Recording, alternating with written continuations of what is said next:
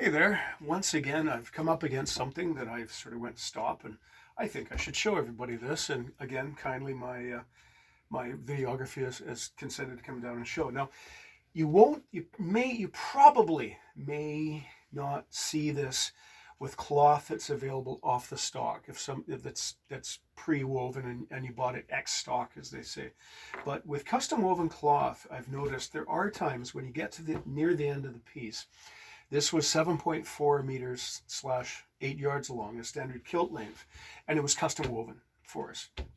And I've noticed over the last few years that sometimes, the beginning of the piece, this end, you'll see some irregularities in the weave, and it's tiny bit disappointing, but that's offset by the fact that the mill produces anything I want and any color changes I want and the lengths that I want. So this, in the scale of things, this is a minor inconvenience. So you don't see this later in the piece. So what I believe this might be, I don't know, is that when they set up the looms and they start weaving, that maybe for the first foot or so, the tensions are still getting evened out because we have this sort of wobbly line that's woven into the piece. The way that I have found to deal with it, I mean, if you're rich enough that you can cut off the first foot or so of the cloth and then carry on, good on you, but I'm not. So the one thing in our favor is this is the end of the piece, and frankly, a lot of it's going to be hidden in the fold on the right hand side of the outer apron. But to straighten it out, a method that I found has worked for me.